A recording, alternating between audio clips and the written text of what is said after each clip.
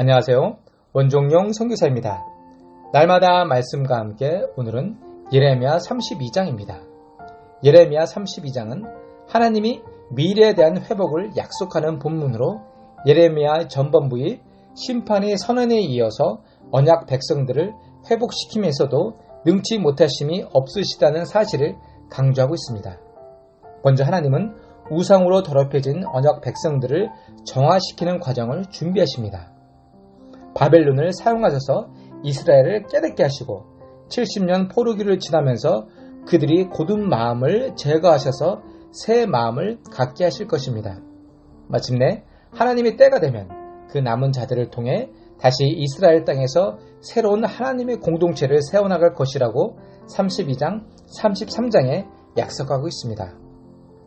먼저 오늘 본문은 당시 역사적 배경 정황을 소개하고 있습니다.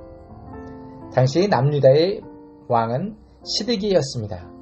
그는 남쪽 유다의 마지막 왕입니다. 1절에 시드기야 10년은 주전 588년입니다. 그리고 남유다의 패망은 주전 587년입니다. 즉 남유다가 패망하기 1년 전에 일어난 사건을 이야기하고 있습니다. 그 당시 예언자 가운데 가장 외로운 싸움을 하는 사람이 바로 예레미야 자신이었습니다. 예레미야의 예언은 그 당시 힘이 빠진 애국과 화친하여 바벨론에서 독립하자는 민족주의자들과의 기대와 달리 철저하게 바벨론에 복종해야 하고 포로로 잡혀간 사람들은 70년 동안 기다리라는 것, 즉 민족주의자들의 관점에서 보면 철저하게 사대주의적인 예언이 달갑지 않았을 것입니다. 민족이라는 자신들의 이데올로기가 이 이상한 하나님의 말씀보다 위에 있으니 예레미야를 민족 반역자의 입장으로 처리하려고 했을 것입니다. 결국 예레미야는 선포된 예언의 내용 때문에 시리의 뜰에 감금당하게 됩니다. 그는 갇힌 중에 예레미야는 하나님의 음성을 듣습니다. 친척 하나멜이 찾아와서 밭을 팔 것이라는 음성이었습니다. 하나님은 시리의 뜰에 갇혀있는 예레미야에게 숙부의 아들 하나멜부터 기업물을 권리를 행하라는 소식을 듣게 될 것인데 그때 그 땅을 사라고 말씀해 주십니다. 그런데 이상하지 않습니까? 내년이면 남유다가 바벨론에 의해 멸망당할 텐데 이런 상황에 땅을 사고 파는 행동이 무슨 의미가 있겠습니까?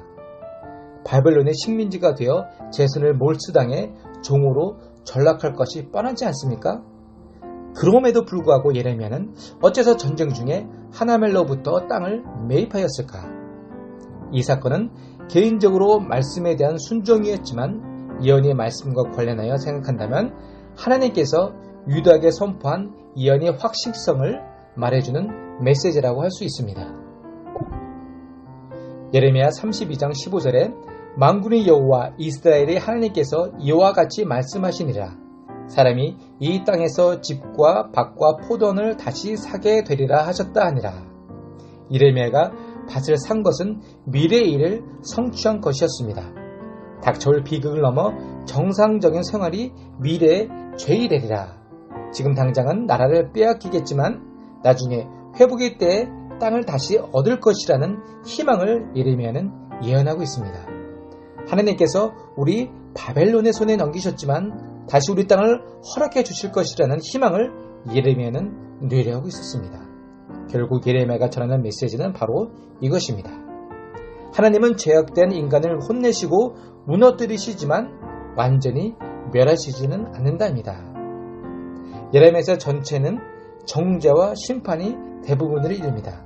그런데 오늘 32장의 핵심은 죄 가운데서도 유다와 이스라엘의 회복이라는 주제를 가지고 있습니다. 즉 예루살렘의 폐기를 생사형에 묵상한 백성들 그리고 성전 파괴 이후에 바벨론의 포로로 살아갈 유대 백성들을 향한 하나님의 감춰진 열렬한 사랑과 미래의 계획을 공표하는 마스터 플랜인 것입니다. 다른 한편으로 본문은 죄에 대한 심판을 강조하고 있지 않습니다. 미래의 회복과 구원의 드라마는 죄에 대한 철저한 심판 후에 시작하는 것입니다. 공의의 하나님은 심판을 통하여 근본적으로 이스라엘과 유다 백성의 마음의 동기와 죄성을 회복시키려는 하나님의 철저한 심판에 있었던 것입니다. 기억할 것은 남유다의 바벨론에 의한 멸망 직전에도 예루살렘 성전에서의 제사는 예나 다름없이 드려지고 있었다는 사실입니다. 그러나 유다 백성들은 이방 우상을 겸하여 섬겼기에 하나님은 유다의 왕과 제사장들과 가짜 선지자들과 유다 백성들을 모두 심판하시기로 작정하신 것입니다. 그러나 국률에 풍성하신 하나님은 그 언약 백성들을 영원히 버리시지 않으시고 그 남은 자들을 택하셔서 새로운 역사를 일으키시고 언약 백성의 삶을 회복시키십니다. 그렇다면 왜 그들의 삶을 회복시키는가? 어두운 죄악된 세상을 밝히는 제사장 나라의 백성으로서 사명을 다하도록 오늘도 하나님은 우리를 보내시고 있는 것입니다. 입으로만 하나님을 믿는다고 말하면서 주일 예배는 참석하지만 주중의 돈과 권력과 세상의 재미와 같은 현대 우상에 온통 정신이 빠져 지낸다면 하나님은 그 삶을 기뻐하지 않으실 것입니다. 그리고 그에 따른 심판은 반드시 있음을 명심하시기 바랍니다. 아멘. 기도하겠습니다. 하나님 먼저 우리를 사랑해 주시고 우리를 당신 백성으로 삼아 주시고 언약까지 맺었지만 우리는 언제나 죄 가운데 살고 있습니다. 우리 연약함을 용서하여 주옵시고 성령으로 충만하게 하여 주옵소서. 하나님이 말씀을 의지하며 우리가 누군지 깨닫게 하는 오늘이 되게 하옵소서. 예수님 이름으로 기도했습니다. 아멘.